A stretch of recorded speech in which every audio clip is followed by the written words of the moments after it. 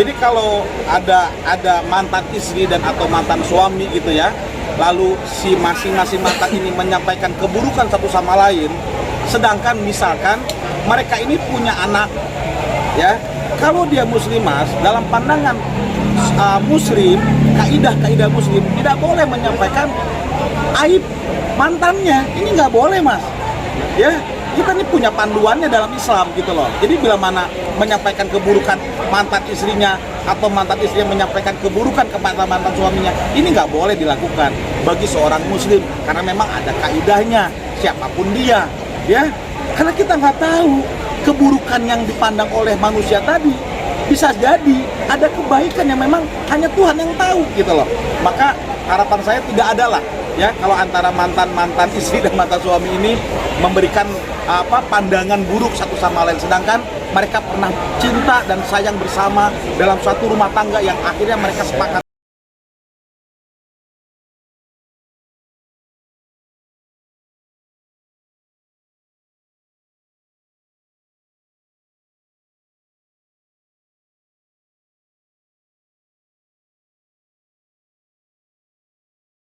Untuk masalah hak asuh anak sendiri bang, itu harusnya jatuh ke siapa bang?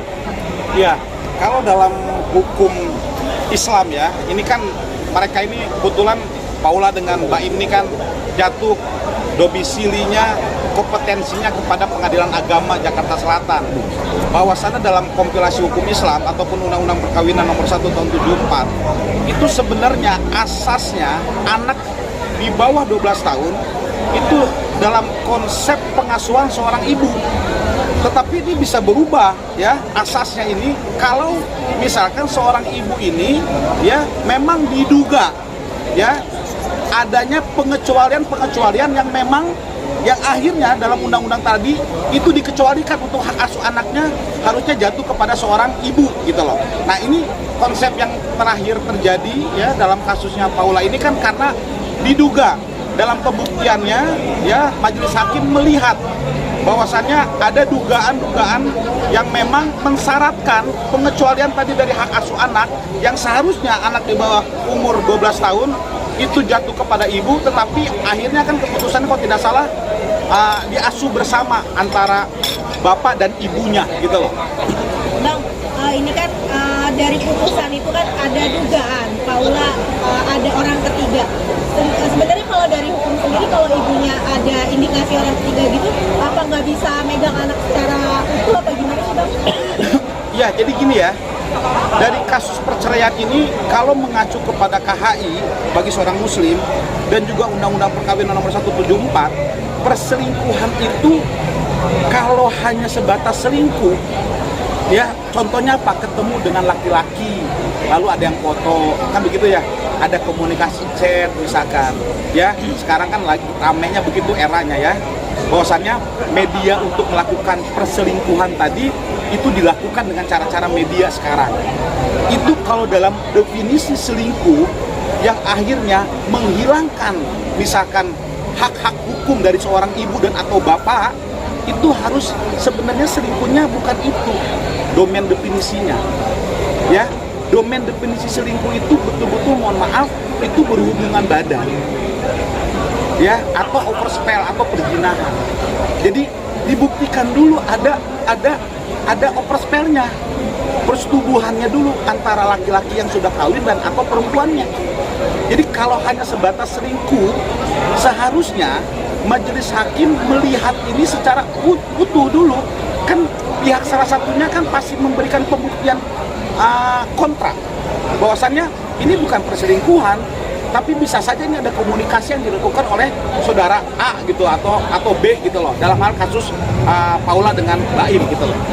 Nah kan yang diajuin Paula ke KY itu kan yang di putusan dia disebutkan ada indikasi yang orang diduga, sementara kata Paula pas di persidangan itu nggak ada yang bisa membuktikan adanya perselingkuhan antara Paula dan orang diduga orang ketiga itu. Oke, jadi begini, yang pertama yang tadi saya sampaikan, ternyata saudara Paula itu dengan PH-nya memberikan pembuktian kontra atas pembuktian dari pihak pemohon, dalam hal ini suaminya waktu itu, Baim. Bahwasannya apa? Yang dijadikan alasan permohonan talak itu adalah perselingkuhan, betul kan? Seharusnya tadi yang saya sampaikan, definisi selingkuh ini nggak bisa, Mbak. Definisi selingkuh dalam undang-undang perkawinan ini ada persetubuhan.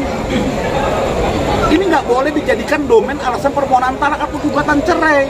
Kalau kita mengacu kepada apa? Yang kedua, SEMA nomor 1. Apa itu? Bahwasannya dalam Kamar Agama, Mahkamah Agung itu sudah menetapkan syarat-syarat yang lebih berat untuk warga negara melakukan permohonan talak atau gugatan cerai. Ini cara negara dan hal ini diwakili oleh Mahkamah Agung agar tidak mudah memutuskan cerai warga negaranya. Apa salah satunya? Mereka harus sudah pisah kamar selama 6 bulan. Pisah rumah, bukan pisah kamar loh, Mbak, tapi pisah rumah selama 6 bulan berturut-turut. Ya, karena apa? Karena pertengkaran secara terus-menerus. Karena dia selingkuh, kan bertengkar, Pak. Tapi secara terus-menerus, yang akhirnya mereka pisah rumah 6 bulan berturut-turut. Itu semanya. Jadi, kalau ini dijadikan alasan permohonan talaknya adalah perselingkuhan, tetapi tidak ada pemberatan dalam syarat SEMA tadi mengenai alasan dia harus bertengkar secara terus-menerus, kemudian dia sudah pisah rumah selama 6 bulan berturut-turut, seharusnya ya permohonan talak ini tidak diterima. Karena kan ternyata Paula kan menyampaikan di beberapa media, betul ya, di podcast juga gitu, di wawancara, bahwasannya pihak mereka sudah memberikan pembuktian kontra. Tidak ada bahwasannya yang dikategorikan selingkuh sampai persetubuhan tadi tidak bisa dibuktikan oleh pihak pemohon. Dalam hal ini Baim. Seharusnya dalam hukum perkawinan ataupun ya kaidah dalam perceraian, dalam KHI ataupun undang-undang perkawinan, ini hakim harusnya tidak dapat meneruskan. Ini pandangan hukum saya. Bang, hari ini keluar lagi rekaman percakapan Baim dan Paula di mana menurut banyak orang pengakuan Paula. Tapi yang kita nggak pernah tahu ini, Bang, terus lagi suara ya, Bang. Dan ini selalu dijadikan bukti dan bukti. Apa melihat di sini Bang ada indikasi untuk indikasi permainan fair aja, Bang? Ya hakim bermain di sini, terus memang ada tendensi tertentu terhadap mungkin hak asuh anak segala macamnya. Bisa nggak jadikan bukti itu, Bang? Sekali lagi ya, kalau rekaman ini ada forensik, Mbak ya. Jadi rekaman, apapun bukti-bukti media, enkripsi elektronik, itu harus diuji forensik dulu. Dan itu menjadi bukti pembuktian bila mana memang ada upaya hukum, baik perdata ataupun pidana. Sekarang kalau ada rekaman yang beredar ini, bagi saya secara pandangan hukum, nggak ada gunanya. Untuk apa? Siapa yang merasa dirugikan? Kan para pihak yang terkait, dalam hal ini Paula dan atau Baim. Ya, dan percakapannya apa? Apakah mengenai pertengkaran di antara mereka? Ini kan sudah selesai vonis. Jadi kalau pandangan saya mengenai soal rekaman-rekaman yang beredar di media sosial ini, bagi saya nggak ada gunanya. Hanya untuk menggiring opini ya? Hanya menggiring opini, hanya membentuk opini juga masyarakat terkait orang yang suka ataupun tidak suka. Kan bebas-bebas saja masyarakat menilainya. Bang, sama beberapa hari lalu kan ada satu akun yang upload putusan cerainya Paula sama Baim. Yang di highlight itu Paula memiliki penyakit. Nah, tapi itu yang upload itu salah satu akun, bukan dari pengadilan sendiri. Nah, Paula bisa melakukan akun tersebut. Clear. Jadi gini ya. Akta pengadilan itu dalam kategori Undang-Undang 14 2008 tentang keterbukaan informasi publik, kategorinya adalah badan publik. Jadi informasi apapun yang dikeluarkan oleh badan publik itu boleh di-share, tanda kutip ya. Tetapi kalau misalkan badan publiknya adalah badan peradilan dan putusan akte tersebut belum inkrah, maka nggak boleh, Mbak. Nggak boleh siapapun pihak badan publik, badan peradilan tadi memberikan pemberitahuan secara umum mengenai isi dari petikan-petikan pengadilan. Nah, kalau ada, tandanya apa? Ada oknum yang bermain, maka saran saya lakukan upaya hukum. Ini sudah melanggar. Pertama, Undang-Undang Keterbukaan Informasi Publik. Ini sudah keluar Undang-Undang ITE, ya, yang seharusnya bukan domainnya mereka yang mengeluarkan itu. Nah, ini juga harus menjadi pelajaran gitu loh. Jangan sampai menyampaikan sesuatu informasi yang sebenarnya bukan domainnya untuk disampaikan. Ini karena pasal juga gitu loh. Undang-Undang Keterbukaan Informasi Publik. Tapi kopian putusan sendiri itu yang punya siapa aja sih, Bang? Jadi kalau untuk akta pengadilan yang boleh menerima itu adalah para pihak. Pertama, pemohon atau penggugat atau tergugat atau termohon. Lalu kalau pidana itu perdata, Mbak. Kalau pidana itu terdakwa dan atau terpidana, penasihat hukumnya, dan kedua jaksa penuntut umum. Hakim sudah pasti. Setiap perkara perdata pidana hakim yang memiliki itu karena memang produk domain kewenangan untuk memutuskannya. Hanya para pihak itu saja yang boleh menerima dokumen akta pengadilan. Jadi dalam artian si dokumen itu cuma ada 3, satu dari hakim, satu penggugat, satu tergugat, Bang? Ya, hanya itu saja. Jadi bila mana, dan sorry nih ya, masyarakat bisa mengakses EISIPP itu, ESIP yang ada di Mahkamah Agung, itu bukti badan publik. Tetapi Mbak, kita nggak bisa melihat isi materi akte putusan. Nggak boleh Mbak, karena itu domain pribadi orang seseorang. Itu loh. Oke. Nah Bang, mungkin dari putusan kemarin kan itu sudah dibacakan dan hakimnya sendiri pun juga menjelaskan bahwa putusan tersebut belum ingkrah. Betul. Tetapi si hakim tersebut ini atau humas tersebut ini menyimpulkan dari putusan tersebut bahwa Paula ini adalah istri yang durhaka, tetapi istri yang durhaka itu tidak tertulis dalam putusan. Itu hanya kesimpulan dari si hakim tersebut.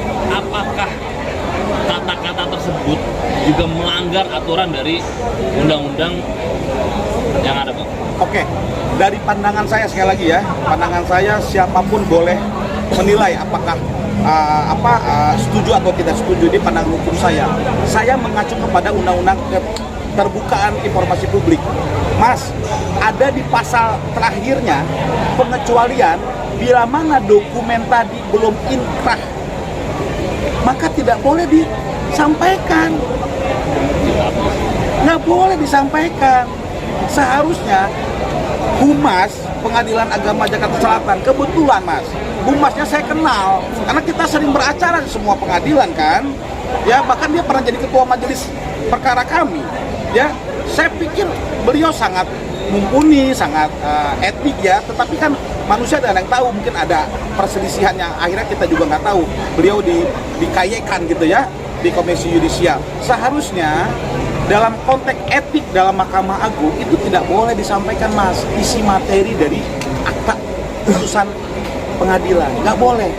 Intinya begini, kalau saya humas, putusan nomor sekian, pemohon adalah Baim, Wong, dan termohon adalah pihak Paula, sudah diputus cerai sesuai dengan alasan pemohon. Selebihnya silakan ditanya kepada para pihak. Demikian ya dari kami.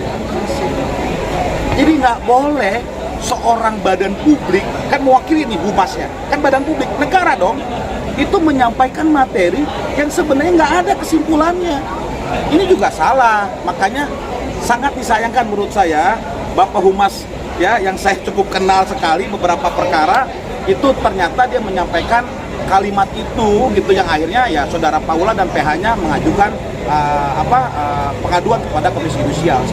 Berarti saya bilang ini adalah ya konteks atau bisa dibilang memang udah fix sebenarnya memang bersalah dan patut untuk diberikan sanksi seperti itu, Pak.